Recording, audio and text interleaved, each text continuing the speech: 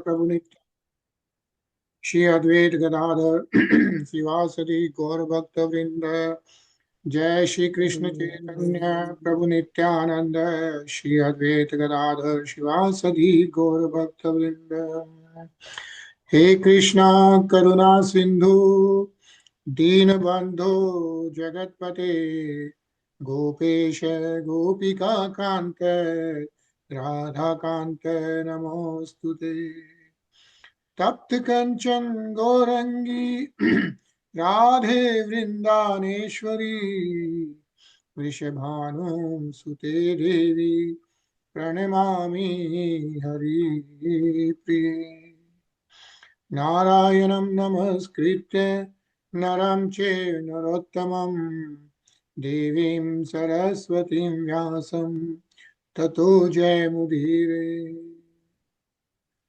Tulosi Radhe Golokananda Bhagwan ki Jai. Tulo Srimad Bhagavatam ki Jai. Jai. Hare Krishna. Hare Krishna, everyone.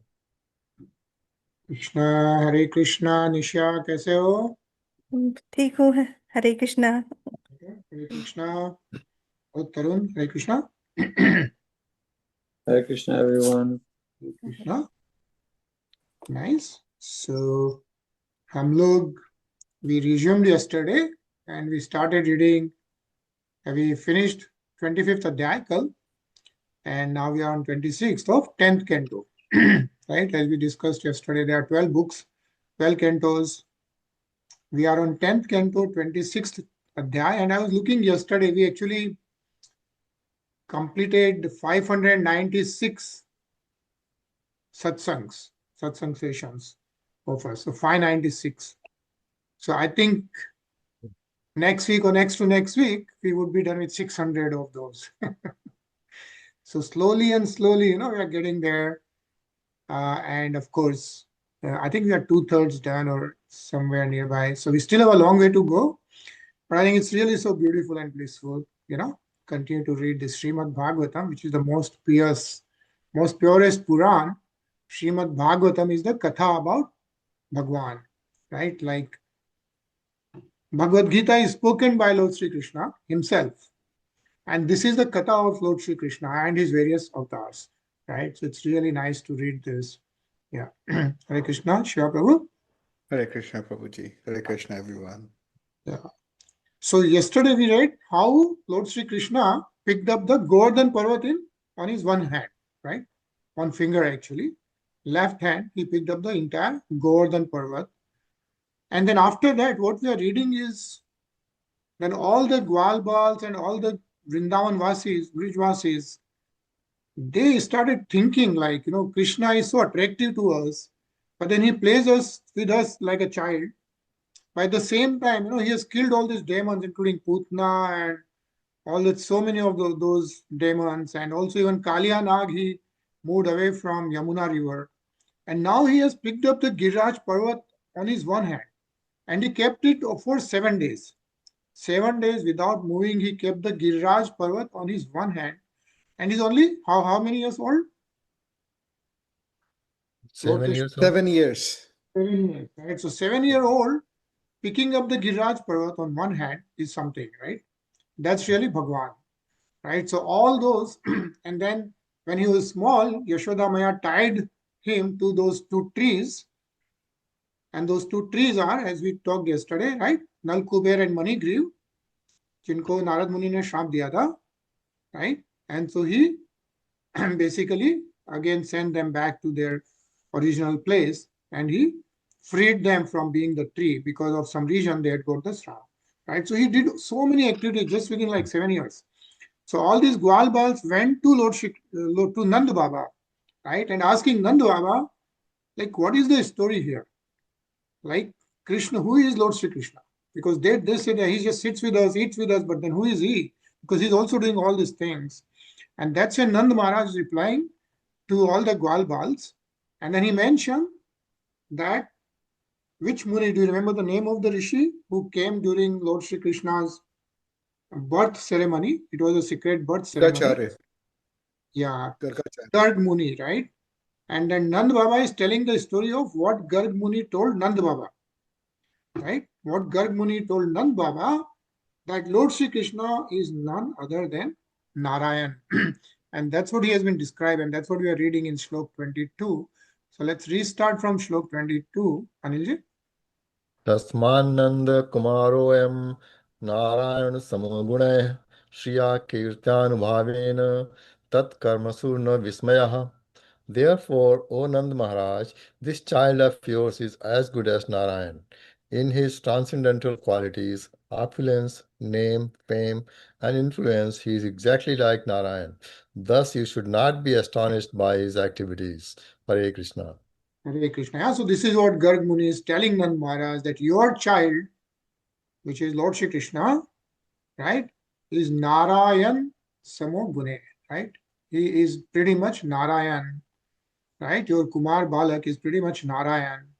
While like Shriya is the She, like the transcendental qualities like opulence, name, fame, kirti, anubhaven, right? So all those things you will have. So you don't be surprised. Na Vishmaya hai. Don't be surprised by that. That's what Garg Muni told Nand Baba during the birth ceremony. It says here, see, Nand Baba here reports to the cowherd men, right? All the Gwalbals. The concluding remarks of Garg Muni, who spoke at the secret birth ceremony of Lord Sri Krishna, that he is none other than Narayan himself, right? So that's how Nand Baba informs everyone, like, don't be surprised, Lord Sri Krishna's activities. Yeah, Ajay?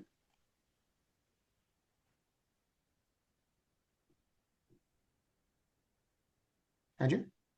इत्यद्धा मा समादिश्य गर्गे च स्वगृहं गते मन्ये नारायण स्याशं कृष्णं मक्लिष्ट कारणम. Nand Maharaj continued, after Ganga Rishi spoke these words to me and returned home, I began to consider that Krishna, who keeps us free from trouble, is actually an expansion of Lord Narayan. Hare Krishna. Hare Krishna. Yeah, so Nanda Baba is saying Narayan Ansh. Yeah, he's actually Lord Narayan, and he's actually, so Lord Shri Krishna, right, is actually the supreme personality of Godhead, right? So if you actually go in depth, and we read into first a couple of cantos of Srimad Bhagavatam, how in Gokul Dham Lord Shri Krishna is, that's where Lord Shri Krishna lives with Radharani, right? That's the Gokul Dham. And that's the supreme most spiritual planet, right? Spiritual place. And then how from Lord Shri Krishna everything else comes in, right?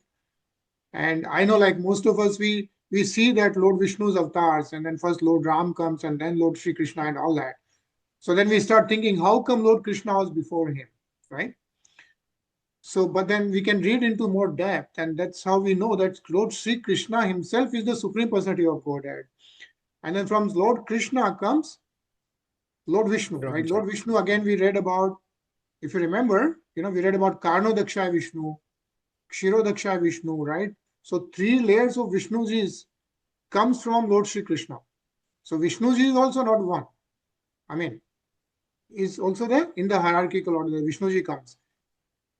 Then there are so many number of universes, and each universe has Brahma, Vishnu, Mahesh, and that Vishnuji is the Kshirodaksha Vishnu, right? So one is Maha Vishnu, then Karnodaksha Vishnu, and then from Karnodaksha Vishnu, the Kshirodaksha Vishnu comes. Also from Karnodaksha is Nabhi, Lord Brahmaji comes, right? And Lord Shiva is also Adbhut, right? He is also almost equivalent, and he also comes from, from Karnodaksha, Vishnu's descendants. Prabhuji, Right? I think you meant from Karnodaksha Vishnu, Garbhodaksha Vishnu comes. Sorry, From Garbhodaksha. I'm sorry. Yes. Yeah. Three layers, right? So we have Karnodaksha Vishnu. Thank you for correcting, Prabhuji. So we have Karnodaksha Just Vishnu. reminding Prabhu. Yeah. Then we have Garbhodaksha Vishnu. And Garbhodaksha Vishnu is ke Garbh se, from the Nabhi se, Lord Brahmaji comes. Kshirodaksha Vishnu. And then similarly from Garbhodaksha Vishnu, Kshirodaksha Vishnu comes. And Kshirodaksha Vishnu is the one who is the super soul. हम जो बोलते हैं परमात्मा, he is the Paramatma for our universe, right? That's Kshirodaksha Vishnu. And all our souls, which is Atma, right, is related to the Supreme Soul, right? Like how we see, like, we as a body, we know this is our hand, this is our legs, and all that. This is how we think, right? But if you really go further, deeper, we are a soul, right? We are not this body. At least we all understand that part, that we are not this body, right? We have a soul, right? Above the gross Shuksham Sharir and this Stul Sharir, we have inside the soul, and the soul is connected to the super soul. That is Paramatma, that is Lord Vishnu. Lord Kshirodakshay Vishnu, right? That's how we say Bhagwan हमारे सबके अंदर है. So because our Atma is actually part and parcel of the super soul, right? Lord Vishnu. You think about this, like this is me and this is my body, I have everything, right? This is how the super soul is and everything is mine, right? All the souls are mine. So that's how we are related to the Supreme Soul. But coming back to the point here, so that's how Lord Krishna, right? Even though he is like expansion of Lord Narayan in this birth, but he's actually original. It's also mentioned that in every yug or every one day of Lord Brahma, Lord Krishna appears himself. He takes avatar himself in this world. And that's why it was written that it is so fortunate that we had Lord Krishna himself appear before 5,000 years. Right? So it is so fresh, and then we can read about it. Right?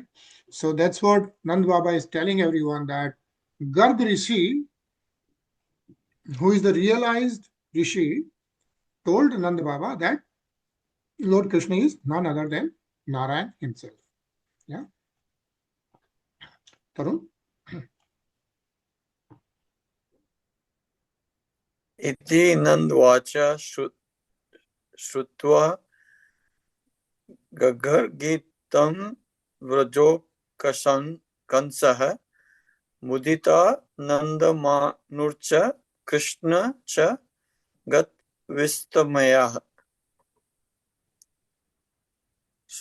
Sukadeva Goswami continued, having heard Nand Maharaj relate the statements of Garg Muni, the residents of Vrindavan became enlivened. Their perplexity was gone, and they worshipped Nand and Lord Krishna with great respect. Hare Krishna. Hare Krishna. So all the Vrajvasis, right, Vrajokasah, then became relieved, and they got enlivened because they understood who Lord Sri Krishna is, and then they worshipped Nanda Baba and Lord Sri Krishna. Yeah. Yeah, it says here, Srila Jeev Goswami explains that in this verse, the word anarchu hai. Yeah, anarchu hai Krishna. Say anarchu hai means indicates that the residents of Vrindavan honored Nanda Baba and Krishna Bhagwan with such offerings as fragrances, garlands, and garments brought from their homes. Yeah. Nisha? देवे वर्षति यज्ञ विप्लवरुषा वज्राश्म वर्षानिलेह सिदत्पाल पशुस्त्रियात्मशरणं दृष्टवानुकम्प्युत्समयन् उत्पाटैककरेण शैलं बलो लीलोच्छिलीन्द्र यथ विभद्र गोचम्पान्म हेन्द्रमदभित् Priyanna Indru Gavam. Indra became angry when his sacrifice was disrupted, and thus he caused rain and hail to fall on Gokul, accompanied by lightning and powerful winds, all of which brought great suffering to the cowards, animals, and women there. When Lord Krishna, who is by nature always compassionate, saw the condition of those who had only him as their shelter, he smiled broadly and lifted Govardhan hill with one hand, just as a small child picks up a mushroom to play with it. Holding up the hill, he protected the coward community May he, Govind, the Lord of cows and the destroyer of Indra's false pride, be pleased with us. Hare Krishna. Hare Krishna. Yeah, so this is what all the Vrajvasis and Nand Baba is saying, and the Sukdev Goswami ji is explaining it to whom? Sukdev Goswami ji is reciting the Srimad Bhagavatam to whom? Parikshit Maharaj. Parikshit Maharaj, right? Yeah. So asking because you had 1.5 months gap, right? So still remember. Yeah. So Sukdev Goswami ji is reciting the Srimad Bhagavatam to Parikshit Maharaj, right? Nice purport, Tarun.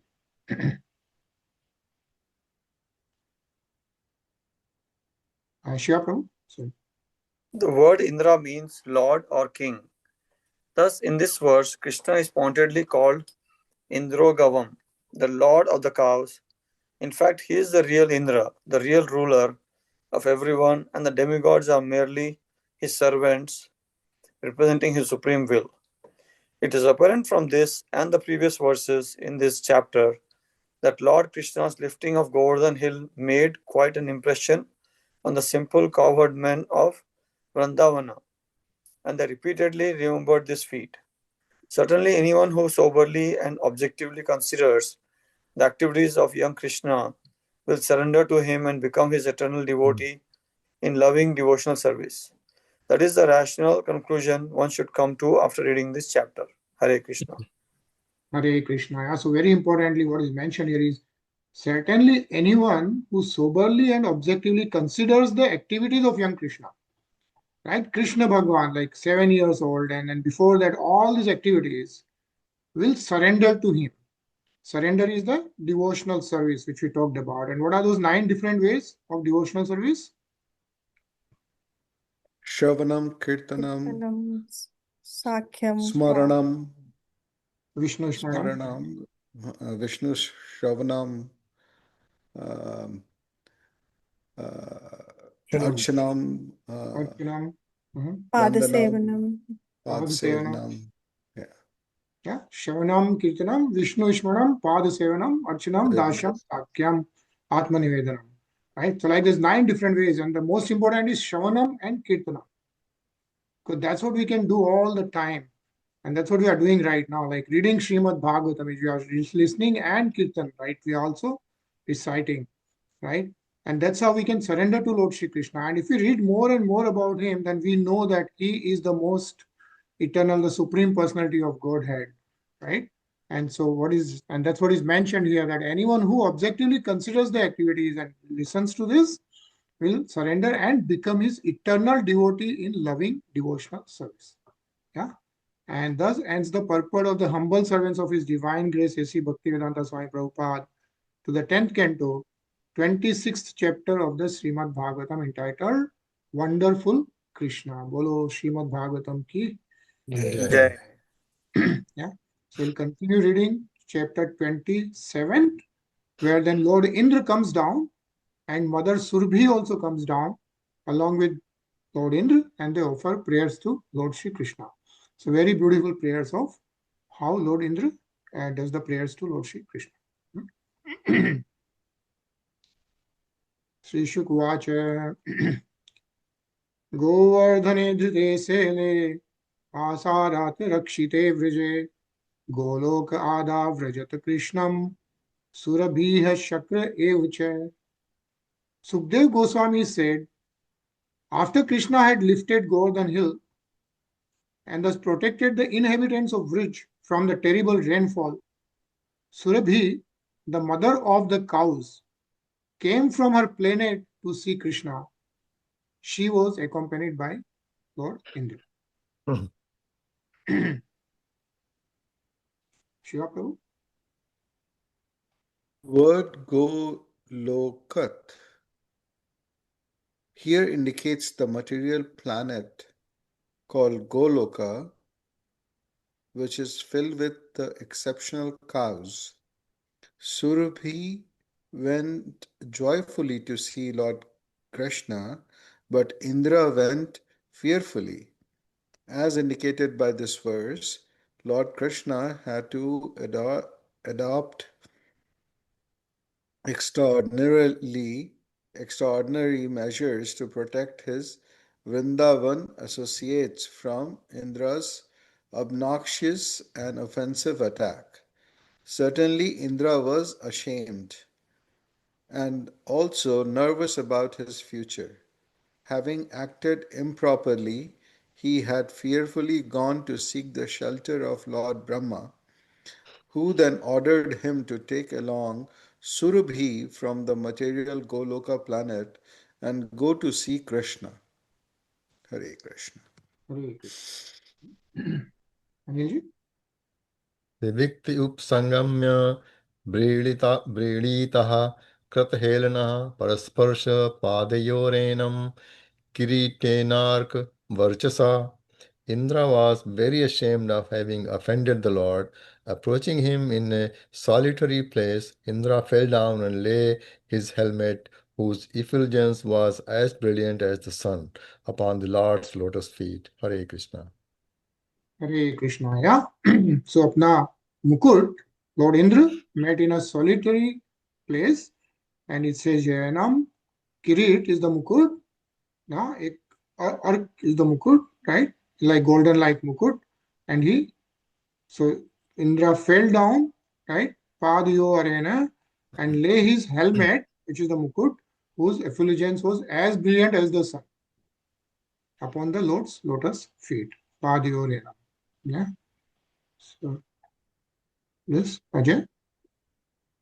The specific solitary place where Indra approached Sri Krishna is mentioned by the sage Sri Vaishyampayan in the Harivansh Vishnu Parva 19.3. Sad Dadarasa Pavishtam Ve Govardhana Sila Tale. He saw him, Krishna, sitting at the base of Govardhan hill. From the commentaries of Acharyas, we understand that Lord Krishna wanted to provide a solitary meeting for Indra so that he would not be further humiliated. Indra came to surrender and beg forgiveness, and the Lord allowed him to do so privately. Hare Krishna.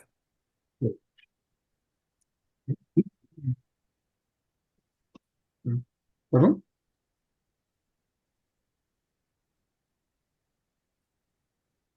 Varun?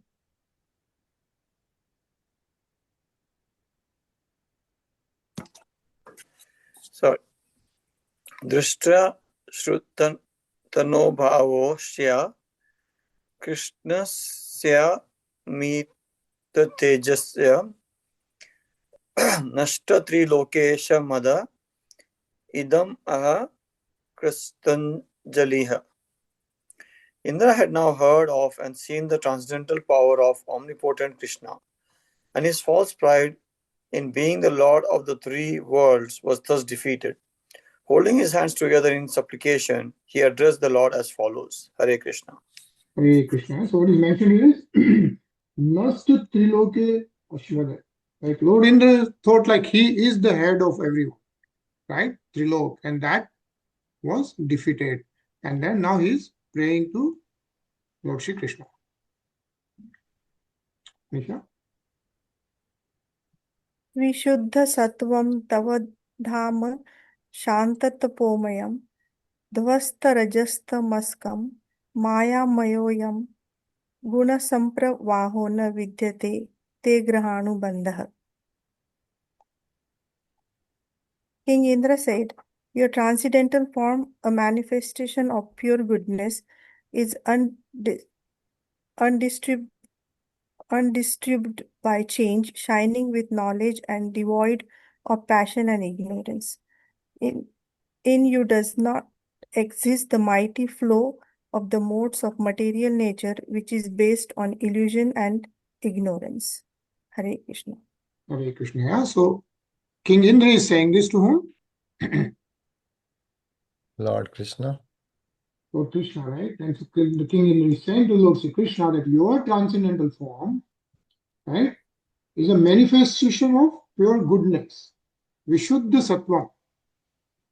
Yeah, your form is Vishuddha Sattvam. Tav Dham Shantat, Shantam. Shantam means undisturbed by change. Aparivartit, right? What they say. And Tapomayam, Tapomayam, right? Shining with knowledge. And then, of course, devoid of passion and ignorance. And you does not exit the mighty flow of the modes of material nature. How many modes are there in the material nature? 3. Three, right? What are those? Rajogun, Tamogun, Satogun. Right. Yeah. So Satogun, mode of goodness. Rajogun, mode of passion. Tamogun, mode of ignorance. Right? And of course, which these modes are essentially based on illusion and ignorance. Right? But of course, all these things don't touch Lord Shri Krishna. He is a manifestation of pure goodness, Vishuddha Sattva. Is how Lord Indra is now praying to Lord Shri Krishna. Shiva Prabhu?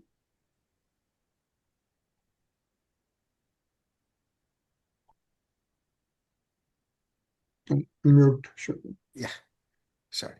The great Bhagavatam commentator Srila Sridhar Swami has masterfully explained the Sanskrit elements of this profound verse.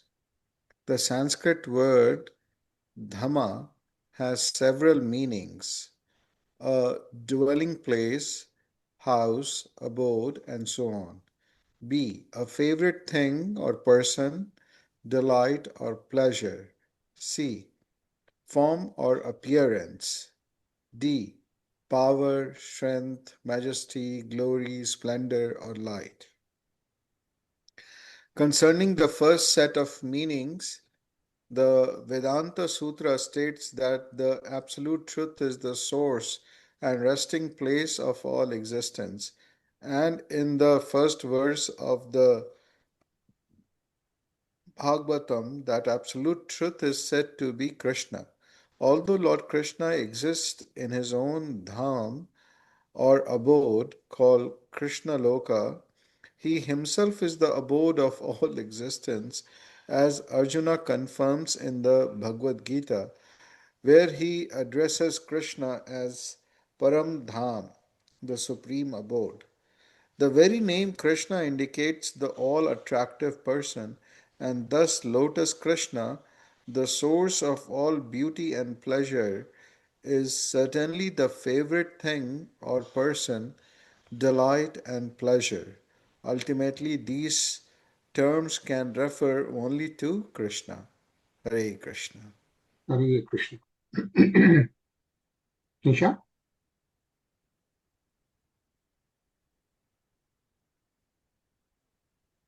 Dham also refers to form of or appearance, and as Indra offered these prayers, he was in fact directly seeing the form of Krishna before him.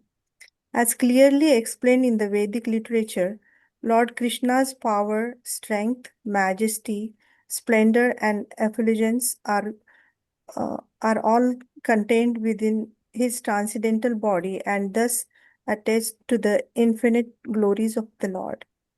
Srila Sridhar Swami has brilliantly summarized all these meanings of the word Dham by giving the Sanskrit term Swarupa as a synonym.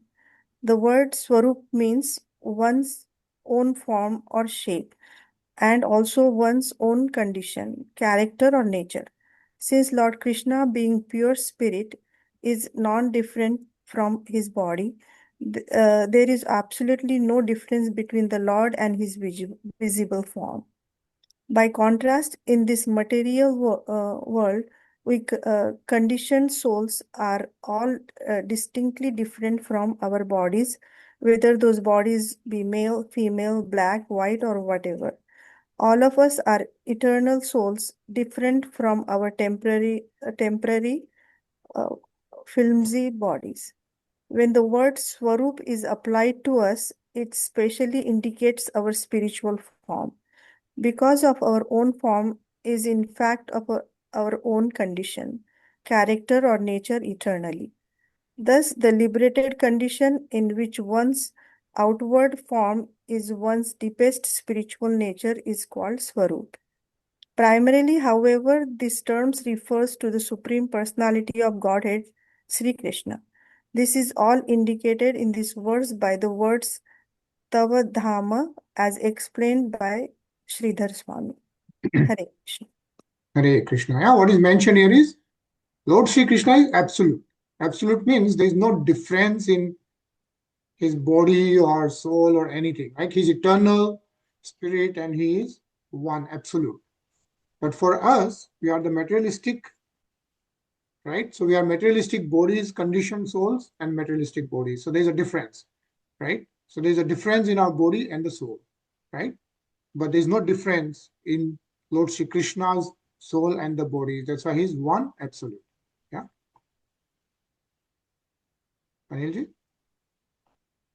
Sridhar Swami has explained that here the word Santam means always in the same form. Santam can also mean undisturbed, free from passion, or purified.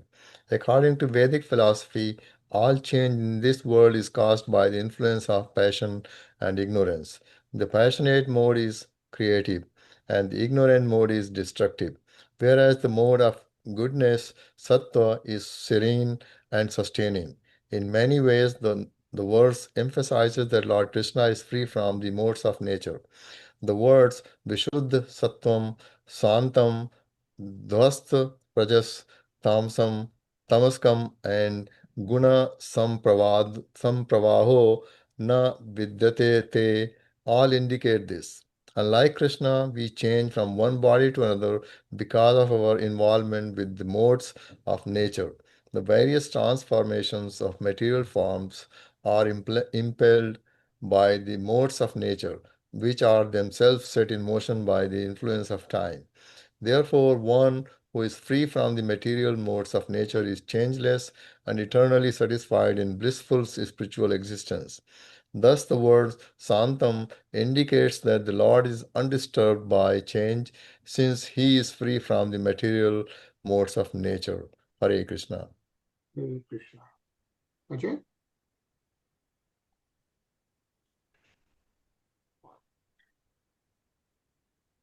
According to this verse, the powerful flow of the material modes of nature, namely passion, stupidity, and mundane piety, are based on agrahana, which Sridhar Swami has translated as ignorance. Since the Sanskrit root graha means to take, accept, grasp, or comprehend, grahana means grasp exactly in the sense of to grasp the idea or fact.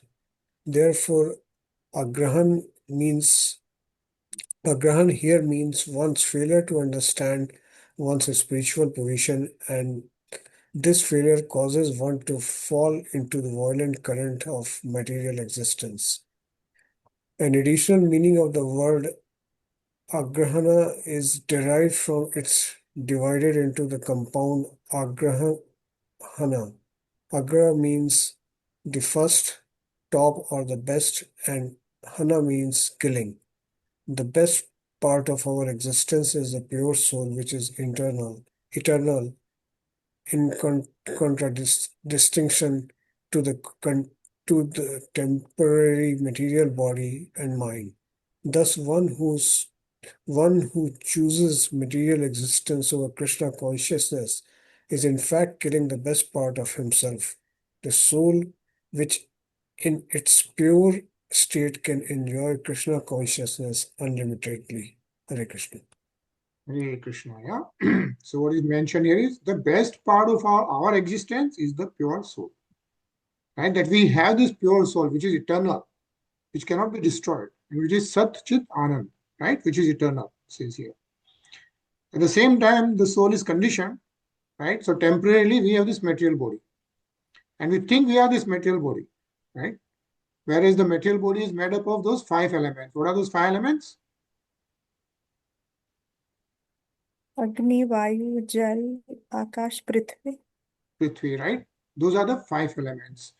And then that's the gross body, which is the Stul Sharir. And then inside that we have Suksham Sharir, right? Suksham Sharir is, what components are Suksham Sharir? Man, Buddhi, Ahankar. Right. Yeah. Man, Buddhi, and Ahankar. Mind, intelligence, and ego. That's the Suksham Sharir. And then, of course, we have the eternal soul. So we need to start understanding by doing the devotional services, surrendering to Lord Shri Krishna, right? We start enjoying and we start awakening our Krishna consciousness slowly and slowly, is what is mentioned here. So,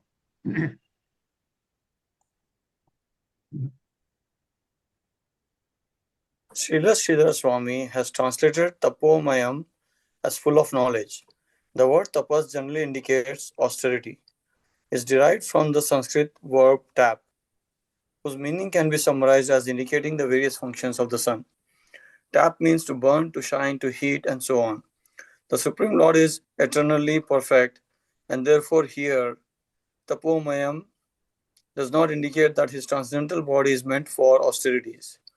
Since austerities are performed by conditioned souls to purify themselves or to acquire a particular power. An omnipotent, perfect being neither purifies himself nor acquires power. He is eternally pure and all powerful. Therefore, Sridhara Swami has intelligently understood that in this case the word tapas refers to the illuminating function of the sun and thus indicates that the Lord's self-effulgent body is omniscient. Light is a common symbol of knowledge. The Lord's spiritual effulgence does not merely illuminate physically, as in the case of a candle or light bulb. More importantly, the Lord's body illuminates our consciousness with perfect knowledge because the Lord's effulgence is itself perfect knowledge.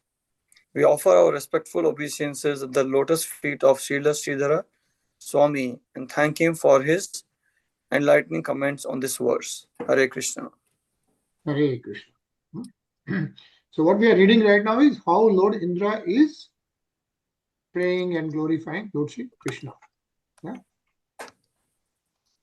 Nisha? Utonu tadhe tava isha tatkrutalu bhadayo ye bhudalinga bhava tathapi danda bhagwan vibharti dharmasya gupte lanigrahaya. How then could there exist in you the symptoms of an ignorant person, such as greed, lust, anger, and envy, which are produced by one's previous involvement in material existence and which cause one to become further entangled in material existence, and yet as the Supreme Lord you impose punishment to protect religious principles and curb down the wicked. Hare Krishna. Hare Krishna. Then a nice purport. Let's read this. Sure. This complex philosophical statement by Indra may be analyzed as follows. In the first line of this verse, Indra refers to the main idea expressed at the end of the previous verse, namely that the great currents of material existence, which are based on ignorance, cannot possibly exist within the Supreme Lord.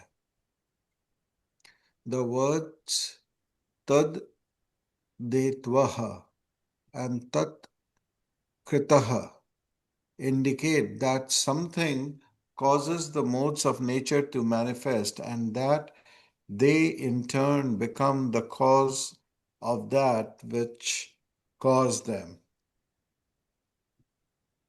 In the second line of this verse, we find that it is material feeling such as greed, lust, envy, and anger that cause the modes of nature to manifest and that are themselves caused by the modes of nature. The explanation of this seemingly paradox is as follows. When the conditioned soul decides to associate with the material qualities, he becomes contaminated by those qualities, as stated in Gita 13.22, Karanam guna sango syasad asad yoni janmaso. For example, in the presence of a seductive woman, a man may give in to his lower instincts and try to enjoy sex with her.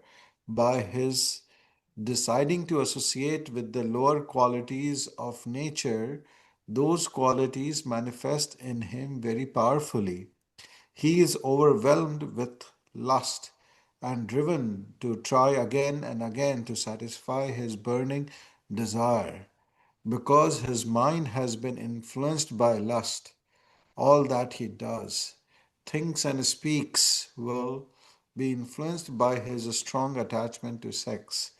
In other words, by choosing to associate with the lusty qualities of nature, he has caused them to powerfully manifest within himself, and eventually those lusty qualities themselves will cause him to accept another material body suitable for affairs governed by those qualities.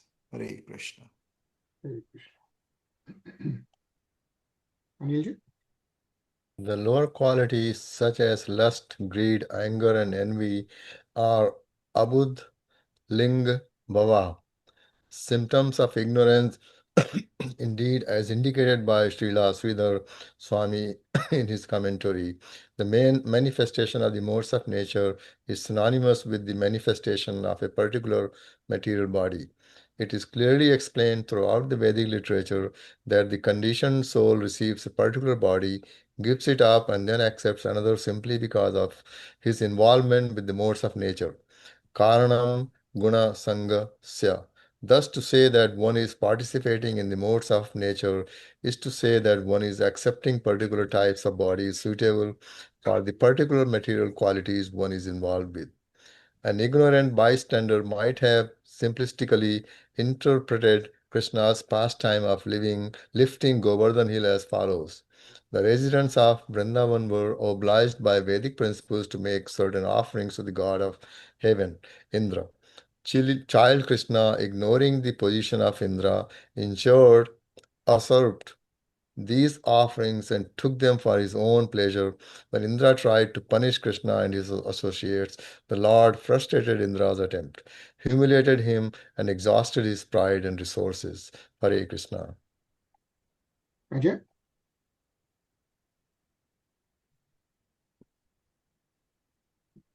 Ajay, mute. Sorry. But the superficial interpretation is refuted in this verse. Here, Lord Indra addresses Sri Krishna as Bhagavan, indicating that he is not an ordinary child, but in fact God. Therefore, Krishna's punishing Indra was part of his mission of protecting religious principles and curbing down the envious. It was not a display of material anger or of greed for the offerings meant for Indra. Sri Krishna is pure spiritual existence, and his simple, sublime desire is to engage all living beings in the perfect, blissful life of Krishna consciousness. Krishna's desire to make us Krishna conscious is not egotistical, since ultimately Krishna is everything and Krishna consciousness is objectively the best consciousness. Lord Indra is really the humble servant of Krishna. In fact, he is now beginning to remember. Hare Krishna. Hare Krishna. Yeah. See, what is mentioned is Krishna's desire to make us Krishna conscious is not egoistic, right? Not egotistical. A lot of people will ask, like, hey, अरे भगवत गीता में तो भगवान खुद ही बोल रहे हैं कि कृष्ण भगवान बोल रहे हैं कि मैं भगवान हूँ, right? Sounds like egoistic, but that's not the egoistic is what they are saying. Because ultimately Krishna is everything, right? And he's saying that because Krishna consciousness is objectively the best consciousness for us, right? That's why Lord Krishna is advising everyone, including Arjun, right? That surrender unto me, not because he wants everyone to surrender unto him, but because that's the best for every conditioned soul, best for all of us, right? Because then we can awaken our eternal consciousness and actually go back to the Golok Dham. Yeah. So nicely mentioned. Tarun?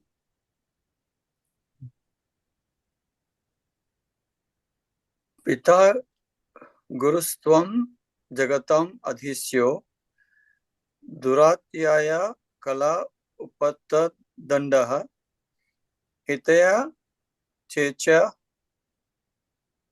Chechatanabhim Sami Hasemanam Vidutvanam Jagadisha Maninanam. You are the father and spiritual master of this entire universe, and supreme controller.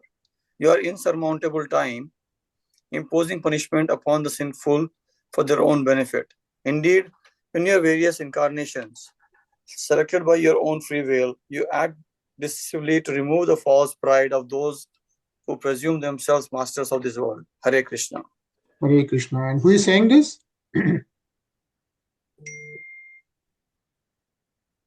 Indra. Who is, Lord Indra, right. Yeah, Lord Indra is saying this to Lord Shri Krishna. Krishna. Right. And he's saying, you are the father and spiritual master of the entire universe. Saying you are Pita, you are Gurustvam Jagatam Adhisho. Yeah, the entire universe. You are Kal Upat Danda, right? You are like the surmountable time, imposing punishment upon the sinful for their own benefit. So, sometimes we feel, oh, Bhagwan punishment there, but he's giving the punishment for their own benefit, right? Like he taught this lesson to Lord Indra for his own benefit, right? And Lord Indra himself is saying that indeed in your various incarnations, yeah, selected by your own free will, you act to remove the false pride, because you will find a lot of people who are understanding that they are the masters of this world, right? A lot of people, we see that in today's world more and more, right? So everybody thinks they rule the world, right? And so basically in various incarnations of Bhagwan, yeah, people who think Vandhunvan Jagdishamanina, they think like they are like the leading the world, right? With false pride, Lord Krishna comes and teaches them, gives them a punishment so that it is so that they learn that, right? What is mentioned. Sure, Prabhu? The word Hitya is significant here. Lord Krishna protects religion and chastises the wicked for the benefit of the entire universe. Foolish and faithless pseudo-priests criticize God by punishing the living entities through the actions of nature. But whether Lord Krishna punishes them indirectly through nature or directly in his incarnations, as mentioned here, he has a perfect right to do so because he is the Father, spiritual master, and supreme ruler of the entire universe. Another way, he curbs down the false attempts of the conditioned souls to establish the kingdom of God without God is through his features as insurmountable time. It is said, spare the rod and spoil the child. This is a fact, and it is actually the Lord's mercy that he takes the trouble to rectify our misbehavior. Although faithless persons criticize the Lord's fatherly vigilance. Hare Krishna. Hare Krishna. Yeah, so this way, Lord Indra continues to glorify Lord Shri Krishna. Nisha? ये मदिद्धाज्ञा जगदीशमानिनस्त्वां वीक्ष्य काले भयमाशु तन्मदम् हित्वार्यमार्गं प्रव्रजन्त्यपस्मया इह खलानामपि ते अनुशासनम्. Even fools like me, who proudly think themselves universal lords, quickly give up their conceit and directly take the path of the spiritually progressive when they see you are fearless even in the face of time. Thus, you punish the mischievous only to instruct them. Hare Krishna. Hare Krishna. So Lord Indra himself is telling to Lord Shri Krishna that you punish them to te anushasanam. Yeah.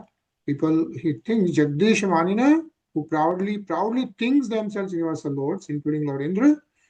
Yeah, Lord Shri Krishna disciplines them and punishes only to instruct them.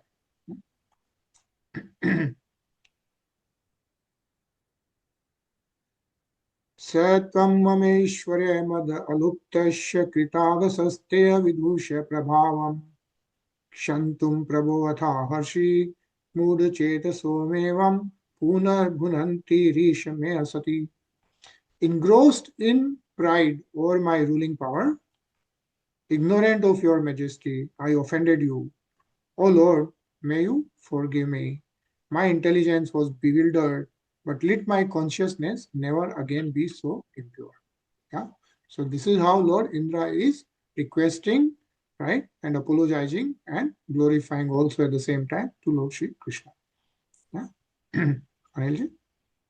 Although Lord Krishna protected the residents of Brij by lifting Govardhan hill, he had not yet punished Indra himself, and Indra feared that at any moment Sri Krishna might call the son of Bivisavan, Yamaraj, who punished impudent persons who defied the laws of God.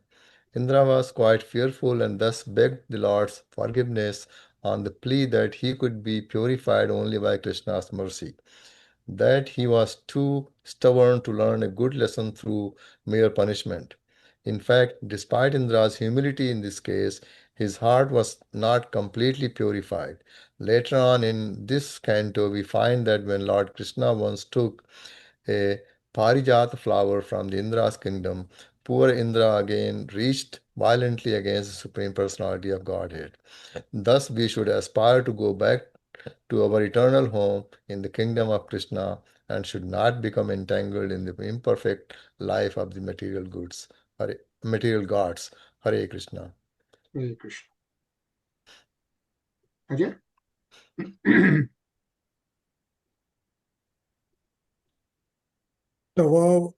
Tavavataro yamakshoj jehvo bharna muru bharjman nama chamupati nam bhavai dev bhavai yushma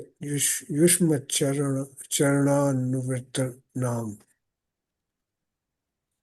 You descend into this world, O transcendent Lord, to destroy the warlords who burden the earth and create many terrible disturbances. O Lord, you simultaneously act for the welfare of those who faithfully serve your lotus feet. Hare Krishna. Hare Krishna. Yeah. So Lord Indra is telling Lord Shri Krishna that you come Tav Avataro, many avatars, yeah, to destroy the people who create all these terrible disturbances. At the same time, people who are faithfully serving you, Dev Bhavai, yeah, Charan Anuvartina, people who are sober, right? Lord acts for the welfare of those who faithfully serve your lotus feet.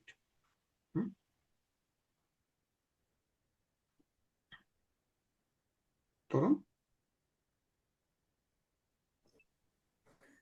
This verse utilizes an attractive poetic device. Lord Krishna's descent into the world is said to be for the abhava, literally non-existence or destruction of the demonic warlords, and simultaneously for the bhav or existence prosperity of those who faithfully serve the Lord's lotus feet.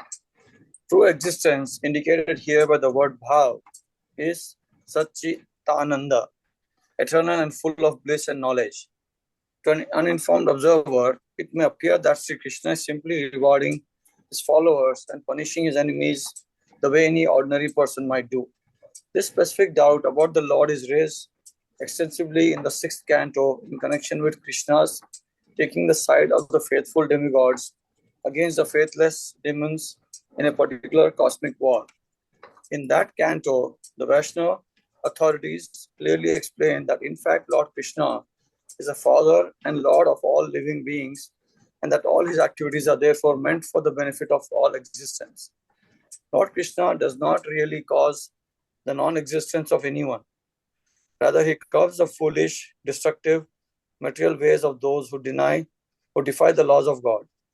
These laws are created to ensure the prosperity, harmony, and happiness of the entire creation, and their violation is an unjustifiable disturbance.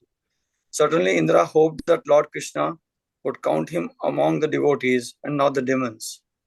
Although considering Indra's actions, one might doubt where his loyalties actually lay.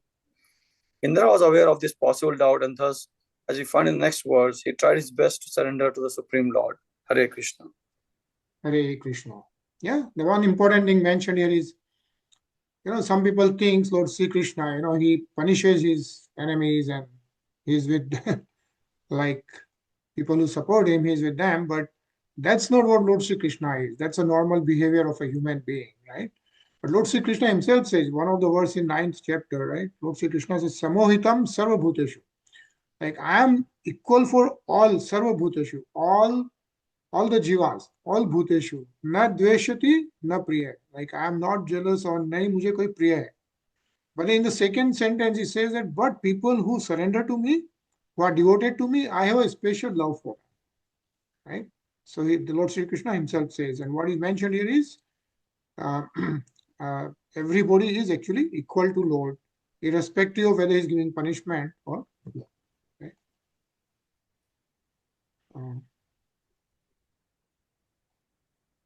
Shiva Prabhu? Namastubhyam Bhagavate Purushaya Mahatmane Vasudevaya Krishnaya Satvatam Patye Namaha. Obeisances unto you, the Supreme Personality of Godhead, the Great Soul, who are all-pervading and who reside in the hearts of all. My obeisances unto you, Krishna, the chief of the Yadu dynasty. Hare Krishna. Hare Krishna. And Indra, Lord Indra, is obeisances unto you. There's the pranam. Namastubhyam is the Bhagwan, Bhagavate, Supreme Personality of Godhead. Purusai Mahatmane, right? He's the great soul. He's the Paramatma actually. And then Vasudevaya. And as you know, we were reading in the previous subjects, like Vasudeva and Devaki appeared to Vasudeva and Devaki in this birth, right? In this appearance, sorry. But then he had also appeared to Vasudeva and Devaki in the previous Manvantars, right? Previous Manvantars, if we read that. So that's why he's called Vasudevaya, right? Son of the Vasudeva. And of course, he's all pervading Krishna as Satvatam Patiye Namaha. That's how Lord Indra does the obeisances unto Lord Sri Krishna. Nisha? स्वच्छंदोपात देहाय विशुद्ध ज्ञानमूर्तये सर्वस्मै सर्वबीजाय सर्वभूतात्मने नमः. Unto him who assumes transcendental bodies according to the desire of his devotees, unto him whose form is itself pure consciousness, unto him who is everything, who is the seed of everything, and who is the soul of all creatures, I offered my obeisances. Hare Krishna. Hare Krishna. So Lord Indra goes on glorifying Lord Shri Krishna, right? Swachand says Vishuddha Jnana Murtiye, right? Sarvasme, Sarva Bijay, Sarva Bhutatmane, right? That's how Lord Indra, right? He says, unto him who assumes transcendental bodies according to the desires of his devotees. That's why he comes and appears, right? Whose form is itself pure consciousness only. Unto him who is everything, who is the seed of everything, Sarva Bijaya, Sarva Asme, Sarva Bijaya, and who is the soul of all creatures, not just human beings, all living entities, Char and Achar, right? Sarva Bhutatmane, Sarva Bhutatmane, who is the soul of all creatures, Namaha, I offer my obeisances. That's how Lord Indra is glorifying Lord Shri Krishna. Anilji? You could hardly construe from the first line of this verse that God is somehow impersonal but assumes a personal material body. It is clearly said here that the Lord assumes different forms according to Swachhand according to his own desire or according to the desires of his devotees. An impersonal God could hardly reciprocate with the personal desires of its devotees, nor could an impersonal God itself have desires. Since desire is characteristic of personality, therefore the Lord's manifesting different forms in a personal way, responding to personal desires, indicates that he is generally a person and manifests his different transcendental bodies as an expression of his own eternal nature. Hare Krishna. Hare Krishna. Yeah. Like you will find that a lot of gurus and a lot of people, they say, oh, God is impersonal. Like there's no form of the God, right? We'll find a lot of people, even in India, many of them, right? Like God is impersonal. But here we find in Srimad Bhagavatam that Lord Krishna takes various transcendental forms, right? So many avatars we have seen. And his location is given, right? He lives in Gokul Dham. He appears like this, he lives like that. So he's the Adi, he's the Purushottam, right? That's what we say, right? Adi, Anadi. So he has a personal form, is what is mentioned. It's not that, and there's an impersonal form too, but that impersonal form is extension of his personal form, right? Like the time is an extension of his form. The kal, the time which we all live in, right, is also an extension, right? Even those gunas which we are talking about, the satogun, rajogun, tamagun, are an extension or is manifested by Lord Sri Krishna himself, right? And we see all these different things. So he's not necessarily impersonal, is what is mentioned here. Ajay? The word Vishuddha Jana Murti is most significant. Murti means for the form of deity, and is specifically stated here as the Lord's form is itself completely pure consciousness.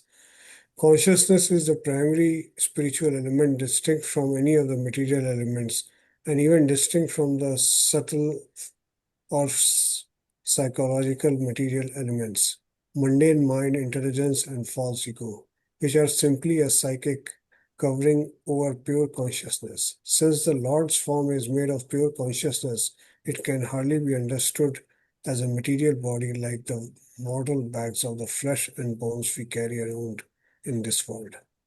In the last two lines of this verse, there is a poetic emphasis on the word sarva, everything. The Lord is everything. He is the seed of everything, and He is the soul of every creature. Therefore, let us join with Indra in offering our obeisances to the Lord. Hare Krishna. Hare Krishna. Yeah, that's the Krishna Bhagwan, what is mentioned. And we saw that, yeah, he's the seed of everything, Sarva Bijai, right? He's the soul of every creature, Sarva Atmane, Sarva Bhutatmane, right? And he's saying, and that's how Indra, Lord Indra is doing his obeisances. And in this purport, they are saying, like, let us all join with Lord Indra in offering our obeisances to the Supreme Personality of Godhead, Lord Shri Krishna. Tarun?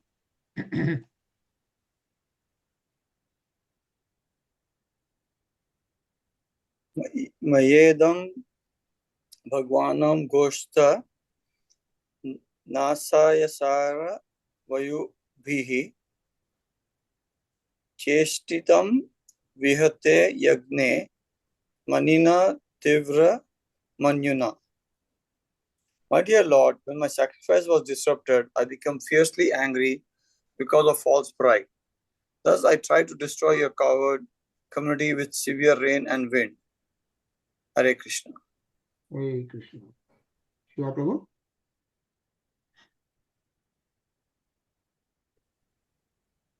O Tvavaye Shanugrihito Asmi Dhvastambho Vridhodhamaha Ishwaram Gurumatmanam Tvamaham Sharanam Gataha.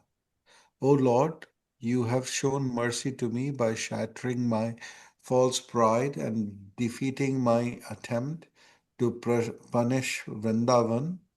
To you, the Supreme Lord, Spiritual Master, and Supreme Soul, I have now come for shelter. Hare Krishna. Hare Krishna. Again, who is speaking this? Indra Bhagwan. Indradev. Indradev, right? Lord Indra is saying, my false pride is now shattered. You are my Ishwaram Guru Mahatmanam Tvamaham Sharanam Gate. Yeah, I have now come to for your shelter to surrender unto you. Yeah. Nisha? Shri Shuka Uvacha Evam Sankirtantah Krishno Maghona Bhagwanamuma Megha Gambhiraya Vacha Prahasannidam Bravit. Sukdev Goswami said, thus glorified by Indra, Lord Krishna, the Supreme Personality of Godhead, smiled and then spoke to him as followed in a voice resonant like the clouds. Hare Krishna. Like the clouds. Megha Gambhirya. Yeah, Vacha. That's all. Shri Krishna Bhagwan then replies to Lord Indra. I think we'll pause here. We'll continue to read this, what response Lord Shri Krishna gives. And then we also read in this Adhyaya about the Surbhi, Mother Surbhi, right? Who comes from Golok Dham, and then how she also glorifies Lord Shri Krishna. So very nice. We'll pause here. And let's hear to a beautiful bhajan. And let me first share the screen. We'll also see Premanandji Maharaj in this bhajan. I think everyone knows Premanandji Maharaj. You should also know Krishna Das. I think you are seeing the screen, right? So the Prabhuji on the harmonium is the Krishna Das Prabhu. Krishna Das Prabhu is the disciple of Neem Karoli Baba. I don't know if you know. Have you heard about Neem Karoli Baba? Yes. Yeah. Yeah. Right? So everyone has heard about Neem Karoli Baba, who is supposed to be avatar of like Lord Hanuman himself. Krishna Das Prabhu, he actually has lived with Neem Karoli Baba. Right? He lived with him for a few years. And then he got Lord Hanuman's deity to USA. So there is a Hanuman temple on Mount Taos in New Mexico. If you do Google on Mount Taos, Taos, Taos, Taos, Taos, Hanuman temple there. Beautiful, flying Hanumanji's temple there. I have been there once, New Mexico. That's established by Krishna Das Prabhu. That's why I'm telling you this, right? So that's what Krishna Das Prabhu. And recently seems he went to see Premanandji Maharaj in Vrindavan. So everyone knows about Premanandji Maharaj, right? Yes. He's pretty popular these days everyone just goes to him, right? Like everyone means the Mahatmas, they go to Premanandji Maharaj for his guidance. So he is at that level, right? And so we'll just listen to this bhajan because Krishna Das Prabhu, he plays a bhajan in front of Premanandji Maharaj, like 4 or 5 minutes. Yeah. So we'll just hear that.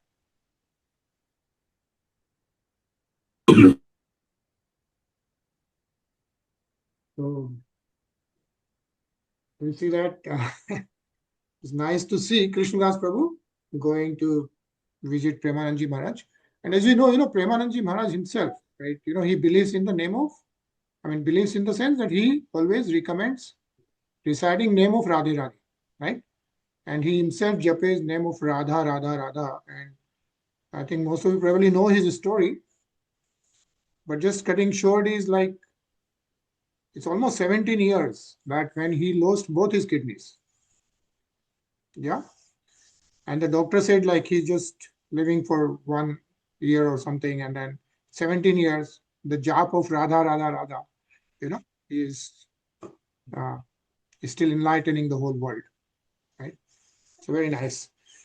Right. So nice Kirtan. And then again, yeah, of course, we have a long weekend again. We'll see you on Monday.